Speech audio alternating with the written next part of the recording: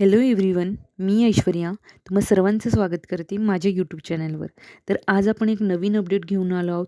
स्क्रीनवर तुम्ही बघू शकता, हायकोर्टामार्फत मुंबई हायकोर्ट यांच्या अंतर्गत क्लर्क पदाची पदभरती ही घेण्यात आलेली होती.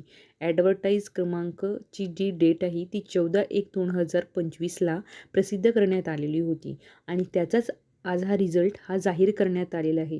यामध्ये सिलेक्टेड कॅन्डिडेटचे नाव आणि वेटिंग लिस्टच्या उमेदवारांचे नाव इथे जाहीर करण्यात आलेले आहे. तरीही ज्या उमेदवारांनी ही एक्झाम दिलेली होती त्या विद्यार्थ्यांनी हे आपले मार्क्स तुम्ही हे बघू शकता आणि आपलं नाव हे सिलेक्शन लिस्टमध्ये आहे का हे जाणून घेऊ शकता. तरीही त्याकरिता तुम्ही नोटिफिकेशन अपडेट नावाच्या टेलिग्राम चॅनलला जॉईन करून तिथून हा PDF डाउनलोड करून तुमचे मार्क्स हे बघू शकता. तुमचे नाव आहे का या लिस्टमध्ये हे जाणून घेऊ शकता.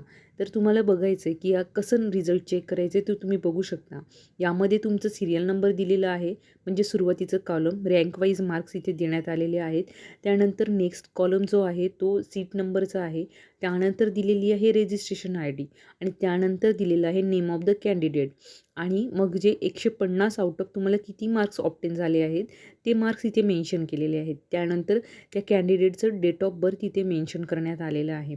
अशा प्रकारे तुम्ही इथे आपलं नाव, तुमचे मार्क्स किती आहेत हे जाणून घेऊ शकता आणि ही सिलेक्शन लिस्ट आहे. तरीही ज्या उमेदवारांचं इथे सिलेक्शन झालेलं आहे त्यांच्यासाठी खूप खूप अभिनंदन.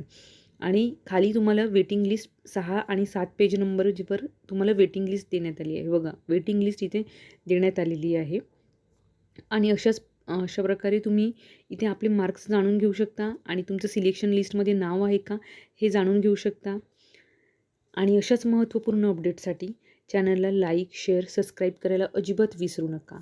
आणि हो, टेलिग्रामवर सर्वात आधी तुम्हाला अपडेट मिळत असते, म्हणून मी या व्हिडिओच्या डिस्क्रिप्शन बॉक्समध्ये मी तुम्हाला टेलिग्राम चॅनलची लिंक देणार आहे. तिथून तुम्ही टेलिग्राम चॅनलला देखील जॉईन करू शकता, जेणेकरून महत्त्वपूर्ण अपडेट सर्वात आधी तुमच्यापर्यंत पोहोचतील. आणि हो, ज्या उमेदवारांनी ही एक्झाम दिलेली नाही परंतु तुम्हाला या अपडेट तुमच्यापर्यंत पोहोचलं आहे, तर तुम्ही ज्या कॅन्डिडेटनी ही एक्झाम दिलेली होती त्यांच्यापर्यंत नक्की पोहोचवा आणि भरपूर शेअर करा, जेणेकरून तुमचे जे मित्रमंडळी आहेत ते चॅनलला जॉईन करतील. आणि व्हिडिओ शेवटपर्यंत बघण्यासाठी धन्यवाद.